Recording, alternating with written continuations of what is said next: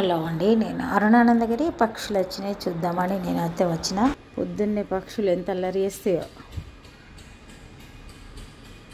ఇది ఇట్లా ఉంటుంది, ఒక్కసారి కూడా అరుస్తలేదు చూడండి. అసలు వచ్చేదాకా ఎంత అల్లరి చేసిందో.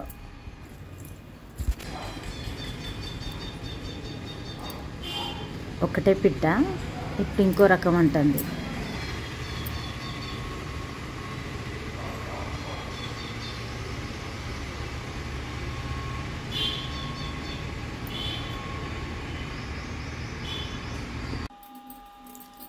సర్వమంగళ మాంగళ్యే శివే సర్వార్ధసాధికే శరణ్యే త్ర్యంబకే గౌరీ నారాయణీ నమస్కృత నారాయణీ నమస్కృత.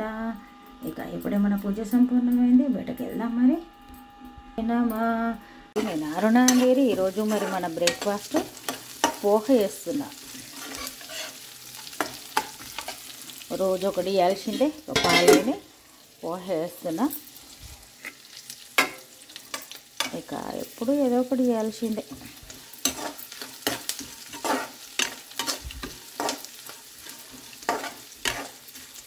కొందరికేమో పల్లీలు, పుట్నాలు, క్యారెట్, పచ్చిమిర్చి, ఉల్లిగడ్డ అన్నీ ఎక్కువ కనిపించాలి. కొందరికేమో అసలు ఇవన్నీ ఎందుకు వేసిండ్రు, అసలు పోహ అంటే అటుకులు కంటే ఇవి ఎక్కువ కనిపిస్తున్నాయి అంటారు. ఇట్లా ఉంటుంది, రకరకాల అలవాట్లు. ఒకరికి నచ్చది, అయినా అందరు కలిసి ఉండాలి, అట్లా ఉంటుంది. క్యారెట్ తురిమేస్తే బాగుండు, కానీ ముక్కలు చేసిన. ఇక ఒక్కొక్కసారి ఒక రకం, ఎప్పుడు ఒక రకం కాదు కదా. ఉప్పు వేద్దాం. ఉప్పు వేస్తే ఆనియన్స్ మంచిగా మగ్గినట్టు అవుతాయి.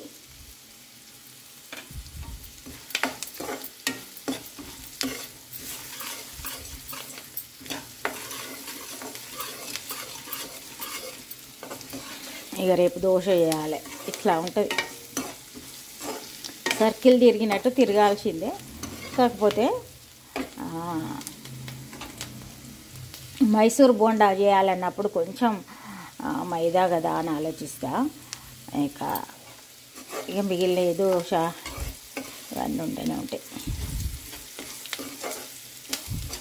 చూడండి, ఉప్పు వేయంగానే ఆనియన్స్ మంచిగా మగ్గుతాయి. మంచి మగ్గిన తర్వాత కమ్మటి స్మెల్ వస్తుంది. కరివేపాకు వేసుకుందాం.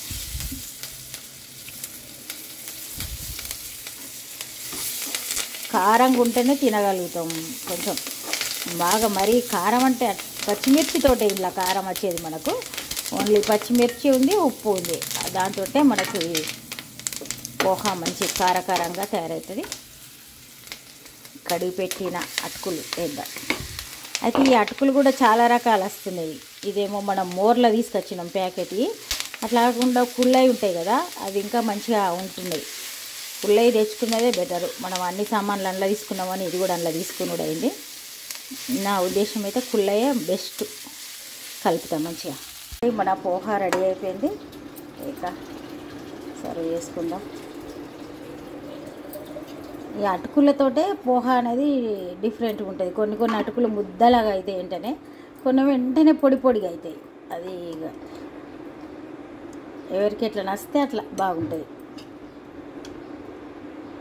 ఇట్లా నిమ్మకాయతో సర్వ్ చేసుకుంటే మంచిగా ఉంటుంది. నిమ్మ రసం దాని మీద పిండుకొని తినాలి. ఇప్పుడు పిండి తిందాం.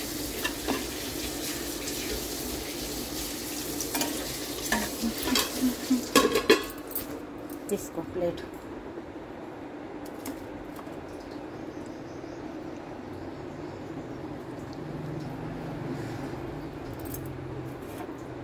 సంబారే కాబట్టి మంచిగా ఉంటుంది నిమ్మరసం పిండితే. నిమ్మరసం భలే వాసన వస్తుంది. ఇక్కడ వెళ్తుంటుందని ఇక్కడ చూపిస్తున్నాను నేను.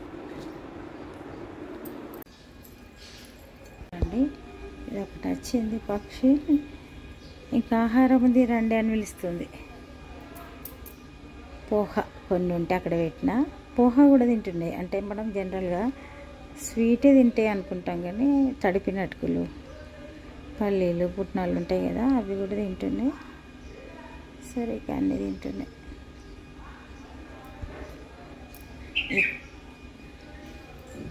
మనుషులకి ఎంత తేడా ఉంది అనిపిస్తుంది. అంటే అందరు కాదు, ఏదన్నా మనకు ఒకరికి మనకే ఉంటే బాగుండని అనుకుంటాం. కానీ చూడండి, అది ఇక్కడ ఆహారం ఉంది రమ్మని ఎంత అరుస్తుంది. చూడండి, అందులో వాటర్ వేయాలి. మట్టి ప్రమిదల వాటర్ వేసిన ఇక మళ్ళీ పక్షులు వచ్చి తింటాయి. తినే తర్వాత వాటర్ తాగి వెళ్ళిపోతాయి. చూడండి, నైవేద్యం తినే పిట్టలు 2 వచ్చినాయి. ఒక పావు గంట కింద ఒకటి వచ్చింది, తిన్నది, బాగా అరిచింది, తిందురా తిందురా అన్నట్టుగా. ఇప్పుడు 2 వచ్చినాయి. ఇగో ఇక్కడ చింతపండు ఎండాకు పెట్టిన, ఇప్పుడే ఇంట్లోకి వెళ్ళినా వచ్చినాయి. అది ఇంకొక పిట్టిని తీసుకొస్తుందో ఏమో మరి. రైస్ పెట్టినా, టమాటా చారు చేయమంటే టమాటాలు ఉడకబెడుతున్నా.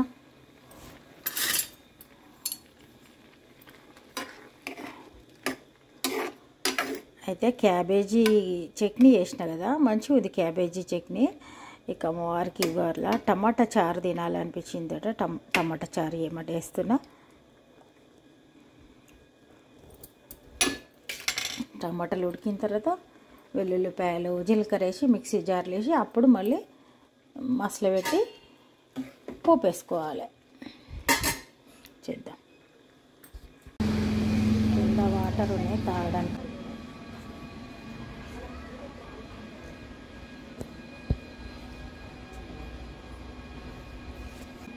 ఇక్కడ కింద ఉంటే తాగుతాయి, అక్కడ మట్టి పాత్రలో కూడా పోసి పెట్టిన. ఇదొక రకమైన అరుస్తుంది, ఇంకొకటి యాష్పిట్ట అది వేరే రకంగా అరుస్తుంది. పక్షులు రకరకాలు. అంటే టమాటాలు ఉడకబెట్టినాం. ఉడకబెట్టిన తర్వాత జీలకర్ర, తర్వాత వెల్లుల్లిపాయలు వేసి పేస్ట్ చేసిన. ఇప్పుడు ఇలా వాటర్ వేసుకుందాం. మనం ఇప్పుడు మిక్సీ జార్లో వేసేటప్పుడు మిరియాలు కూడా వేసుకోవచ్చు మీరు. నాకు అవసరం లేదని నేను వేయాలి, ఎందుకంటే మిర్చి పౌడర్ వేస్తాను నేను సూప్ లాగా. ఇక కర్రీ వేరే ఉంది, మిరప్పొడి వేసుకోవాలి, ఉప్పు వేద్దాం.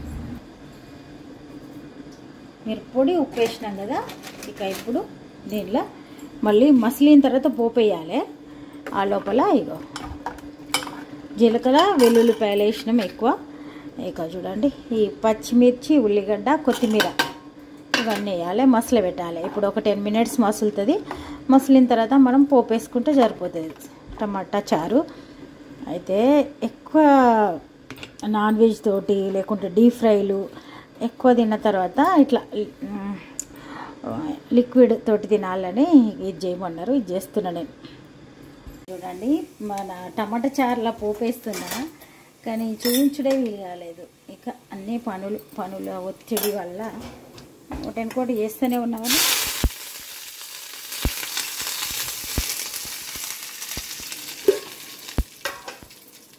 ఈ పోపు తీసి చారులు వేస్తే సూపర్ చారు రెడీ అయిపోతుంది. స్టవ్ బంద్ చేసేయాలి.